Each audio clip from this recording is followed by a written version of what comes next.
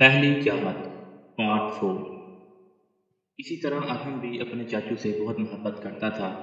اس کے ماں باپ ناراض ہو جاتے تو اسے پرواہ بھی نہیں ہوتی، لیکن جب اشر ناراض ہو جاتا تو ارحم کی جان پر بن جاتی، اور جب تک اشر اس سے راضی نہیں ہو جاتا وہ کسی سے بھی بات نہ کرتا۔ اب بتائیں کہ میرا شیر مجھ سے کیوں ناراض تھا؟ اشر ارحم کے سامنے گھٹنوں کے بل زمین پر بیٹھ گیا۔ ارحم نے خفگی سے منہ ہی پھیر لیا۔ او ہو، ناراضگی بہت سخت قسم کی ہے۔ چلو آؤ، آپ کو میں اپنا روم دکھاتا ہوں۔ کل رات تھک گیا تھا، اسی لیے نہیں لے کر گیا نا، اور ابھی مہمان آ گئے تھے، اسی لیے روم نہیں دکھایا۔ جلدی سے آ جاؤ، اشر ارحم کو کہتا روم کی طرف بڑھ گیا، لیکن ابھی بھی ترچھی نگاہوں سے اسے دیکھ رہا تھا کہ وہ اس کے پیچھے آ بھی رہا تھا کہ نہیں۔ مگر وہ تو بچہ تھا، اس کا دل چاہ رہا تھا کہ اپنے چاچو کا سجا ہوا کمرہ دیکھے۔ تب ہی بھاگتا ہوا اس کے پیچھے چلا گیا، اور ارحم کی اس ادا پر اشر کی مسکراہٹ کافی گہری ہو گئی تھی۔ وہ دونوں روم میں آئے تو پرفیوم کی بینی بینی خوشبو پورے کمرے میں پھیلی ہوئی تھی، اور خوشبو اشر کی سانسوں میں اترنے لگی تھی۔ کسی کے نہ ہوتے ہوئے بھی ہونے کا احساس ہو رہا تھا۔ چاچو! ارحم کے پکارنے پر اشر نے اسے دیکھا تو وہ ڈریسنگ ٹیبل کے پاس کھڑا ساری چیزوں کا جائزہ لے رہا تھا۔ یہ میک اپ کا سامان کس کا ہے؟ وہ لپسٹک کو ہاتھ لگاتا اشر سے پوچھنے لگا۔ وہ جو دلہن آئی ہے نا ہمارے گھر، یہ ان کا ہے، اشر نے ارحم کے گال پر کس کرتے ہوئے کہا۔ تو میں ان کو دلہن بولوں؟ ارحم کے معصومانہ سوال پر اشر کا قہقہا گونجا تھا۔ نہیں یار، دلہن تو وہ میری ہے، آپ ان کو چچی جان کہنا ٹھیک ہے؟ اشر نے اسے بتایا تو پھر سے سوال کیا گیا۔ اچھا، وہ آپ انہیں دلہن کہیں گے؟ نہیں، ان کا نام مرحا ہے، میں انہیں مرحا کہوں گا۔ اب کے اشر نے جواب دیا، مگر ارحم کسی اور ہی سوچوں میں اگلا سوال کر گیا۔ چاچو، آپ نے کہا چچی آپ کی دلہن ہے، تو پھر میری دلہن کہاں ہے؟ اب تو تیرے باپ سے بات کرنی پڑے گی، بتاؤں گا تمہارے پاپا کو، بچہ جوان ہو گیا ہے، اس کے لیے بھی ابھی سے دلہن ڈھونڈنا شروع کر دیں۔ اشر واقعی اس کی باتوں سے بہت محظوظ ہو رہا تھا، اور ارحم کو سمجھ ہی نہیں آ رہی تھی کہ اس کے چاچو کس بات پر ہنس رہے تھے۔ آپ کیوں ہنس رہے ہیں چاچو؟ ارحم حیران سا اسے دیکھ رہا تھا۔ کیونکہ میرا دماغ خراب ہو گیا ہے۔ اشر اب ارحم کا ہاتھ پکڑے اسے بی جان کے پاس لے آیا تھا، اور انہیں ارحم کی ساری باتیں بتانے لگا، اور اب تو بی جان بھی ارحم کی باتوں سے بہت لطف انداز ہو رہی تھی۔ اسے اپنے سسرال میں بیٹھے تقریباً آدھا گھنٹہ ہو چکا تھا۔ اس کی ساس اور سالے صاحب اس کے ساتھ بیٹھے خوش گپیوں میں مصروف تھے، مگر جس کا انتظار تھا وہ تو آ ہی نہیں رہی تھی۔ اب جو آئی تو وہ اسے دیکھ کر حیران ہی رہ گیا۔ ٹی پنک کلر کی کمردار فراق کے ساتھ شاکنگ پنک چوڑی دار پاجامہ اور ٹی پنک دوپٹے پر گولڈن اور شاکنگ پنک کلر کے دھاگے کا امبرائڈ دوپٹہ، سائڈ پر ڈالے لمبے بال کھلے چھوڑے، فل میک اپ کے ساتھ وہ بہت پیاری لگ رہی تھی۔ ایک پل کے لیے تو اس سے نظریں ہی نہیں ہٹا سکا۔ السلام علیکم۔ مرحا نے اسے دیکھ کر سلام کیا تو جیسے اشر ہوش میں آیا تھا۔ وعلیکم السلام، کیسی ہیں آپ؟ اشر نے مسکرا کر اسے دیکھا تھا۔ ٹھیک ہوں، وہ بھی مسکرا دی۔ مرحا کی امی اور بھائی مرحا کے آنے کے بعد وہاں سے اٹھ گئے تھے۔ ان کے جانے کے بعد وہ مرحا کے قریب آ گیا تھا۔ بہت حسین لگ رہی ہو، آفت لگ رہی ہو، آفت۔ اشر نے اس کے کان کے قریب ہوتے ہوئے سرگوشی کی تھی۔ اس کی قربت پھر بے پاک نظریں، وہ اسے نظریں اٹھا کر دیکھ بھی نہیں پائی تھی۔ کیا ہوا، کیوں نہیں دیکھ رہی میری طرف؟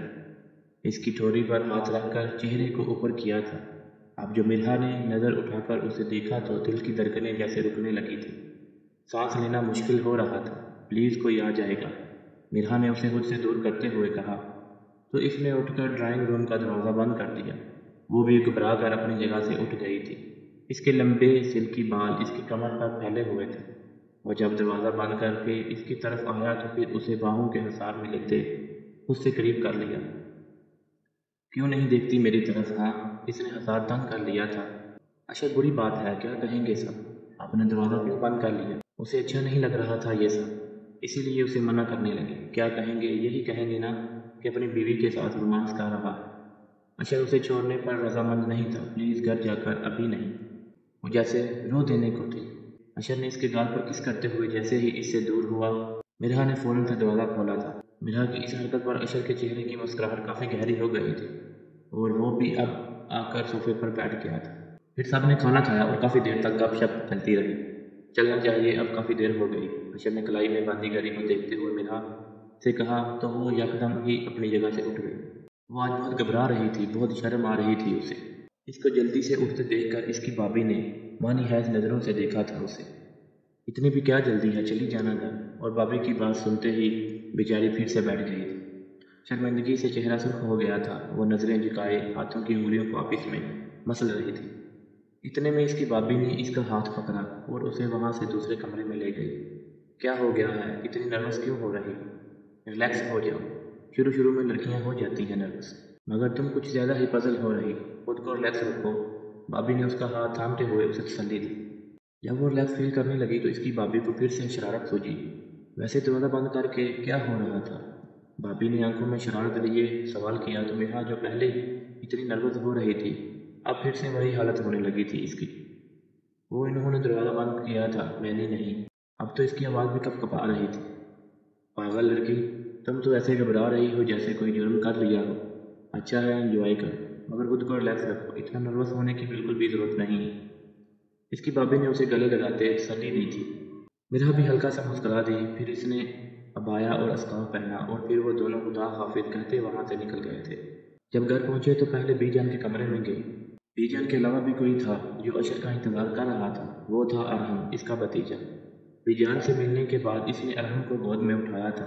ارحم اب بھی کچھ خفا تھا۔ کیا ہوا میرے شیر کو؟ اشر نے اس کے پاس گال پر کس کرتے ہوئے اس سے پوچھا تو اس نے غصے سے اپنا گال صاف کیا تھا۔ وہ اکثر ایسا ہی کرتا تھا جب اشر سے ناراض ہوتا۔ اس کی اس ادا پر سب ہی ہنس دیے۔ اب بتا بھی دو نا یار، کیوں ناراض ہو؟ بتاؤ گے نہیں تو کیسے پتہ چلے گا کہ آپ ناراض ہو؟ اشر نے اسے گود سے اتار کر صوفے پر بٹھاتے ہوئے پوچھا۔ آپ چاچی کو لینے کے لیے ہی چلے گئے؟ مجھے بھی جانا تھا آپ کے ساتھ۔ وہ خفگی سے منہ پھیر گیا تھا۔ تو مجھے پہلے بتانا تھا نا، تو میں آپ کو بھی ساتھ لے جاتا۔ چلو اگلی بار جب جاؤں گا تو آپ کو بھی ساتھ لے جاؤں گا۔ اشر نے کان پکڑ کر اس سے معافی مانگی تو ارحم بھی مسکرا دیا۔ پکا وعدہ۔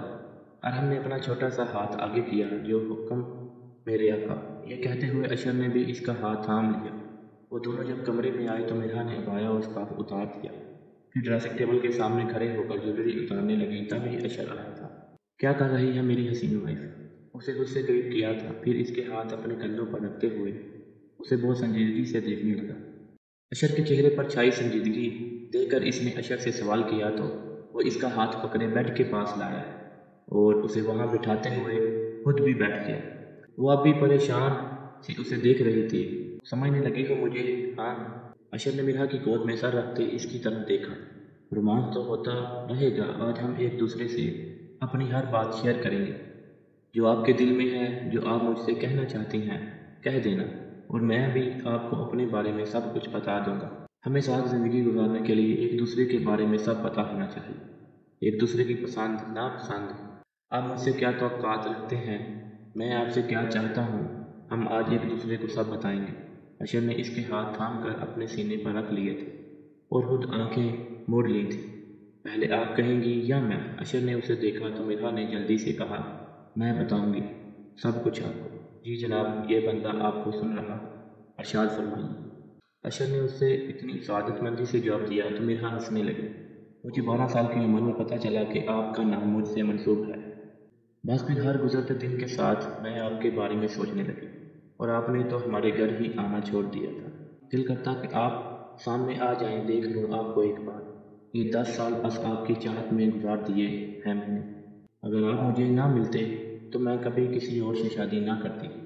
آپ میری زندگی کا حاصل ہے اشر، پلیز مجھ سے بے وفائی مت کیجیے گا، میں آپ کے بنا نہیں جی سکتی، نہیں رہ پاؤں گی آپ کے بغیر۔ میرا کی آنکھیں نم ہو گئیں، اشر یکدم ہی اٹھ کر بیٹھ گیا۔ زندگی نے وفا کی تو یہ بندہ آپ کا غلام رہے گا انشاءاللہ۔ اشر نے اپنے سینے پر سیدھا ہاتھ رکھ کر سر جھکاتے اس سے کہا، اب میں بتاؤں۔ اشر پھر سے میرا کی گود میں سر رکھتے اپنی کہانی سنانا شروع ہو گیا۔ میں نے کبھی آپ کی تصویر بھی نہیں دیکھی تھی، میں نے آپ کو بچپن میں دیکھا تھا، بس وہی گندی سی بچی میرے ذہن میں آتی تھی جس کی ہر وقت ناک بہہ رہی ہوتی تھی۔ تو میں سوچتا کہ بی جان کو ساری دنیا کی لڑکیاں چھوڑ کر ایک یہی پسند آئی تھی میرے لیے، اس لیے میں نے سوچ لیا تھا کہ شادی تو اپنی پسند سے کروں گا، مگر مجھے نہیں پتا تھا کہ وہ گندی سی بچی اب اتنی پیاری ہو گئی ہے۔ وہ جانتا تھا کہ میرا تنگ ہو رہی تھی، مگر وہ انجان بنا اسے بار بار گندا کہہ رہا تھا۔ اٹھے فوراً میری گود سے سر رکھ کر بار بار مجھے ہی گندا بول رہے ہیں۔ جائیں ڈھونڈ لیں اپنے لیے کوئی اچھی اور صاف ستھری سی لڑکی۔ آپ کے مرحا واقعی چر گئی تو اشر نے ہنستے ہوئے اس کا ہاتھ پکڑا تھا۔ میری جان، یہ کام میری بی جان نے کر لیا۔ ڈونٹ لی اتنی اچھی خوبصورت نفاست پسند اور مجھے چاہنے والی لڑکی اپنی اتنی تعریف سننے کے باوجود بھی میرا ہاتھ چھڑاتی سائڈ روم کی طرف بڑھ گئی۔ اوہو، ایک تو یہ ناراض بہت جلدی ہو جاتی ہے۔ وہ جب واپس آئی تو اشر اس کا انتظار کر رہا تھا۔ اسے دیکھ کر جان بوجھ کر آنکھیں بند کر لی۔ میرا لائٹس آف کر کے بیڈ پر لیٹ گئی۔ اشر کی طرف دیکھ رہی تھی، مگر وہ سونے کی ایکٹنگ کرنے لگا تو خود بھی دوسری طرف کروٹ لے لی۔ تب ہی اشر کا کہا گونجا تھا، میری سویٹ اینڈ لولی وائف ناراض ہو گئی ہے مجھ سے۔ یہ کہتے ہوئے اشر نے اسے خود سے قریب کر لیا تھا اور آج مرحا نے بھی کوئی مزاحمت نہیں کی تھی۔ حماد، اس نے اپنے شوہر کو مخاطب کیا تھا۔ بولو۔ وہ کچھ مصروف تھا، تب ہی اپنی بیوی زمل کی طرف بغیر دیکھے کہا، میرا دل چاہتا ہے کہ ہماری ایک بیٹی ہو جائے تو ہماری فیملی مکمل ہو جائے گی۔ پھر اپنی خواہش بتاتے ہوئے اس کی آنکھیں چمکنے لگی تھی۔ مجھے ابھی فی الحال ایسی کوئی خواہش نہیں، اور ویسے بھی یہ تو تم سے سنبھلتا نہیں، بیٹی چاہیے تمہیں۔ وہ اپنے 3 سالہ بیٹے حمزہ کی بات کر رہا تھا جو ان کی شادی کے 2 سال بعد پیدا ہوا تھا۔ آپ کا کیا مطلب نہیں سنبھلتا؟ اسے اپنے شوہر کی بات کچھ اچھی نہیں لگی تھی۔ جب تم کسی اور بچے کو گود میں اٹھا لیتی ہو تو پھر 4 گھنٹے تک اس کا موڈ ہی صحیح نہیں ہوتا۔ بیٹی آ گئی تو پھر کیسے سنبھالو گی؟ یہ برداشت نہیں کرے گا۔ حماد اپنے بیٹے کے مزاج سے اچھی طرح واقف تھا، اسی لیے ابھی فی الحال وہ دوسرے بچے کے بارے میں سوچنا بھی نہیں چاہتا تھا۔ اچھا چھوڑیں، بس آپ تو ایسے کہہ رہی ہیں جیسے میں ابھی کہہ دوں گی اور ابھی آ جائے گی بیٹی۔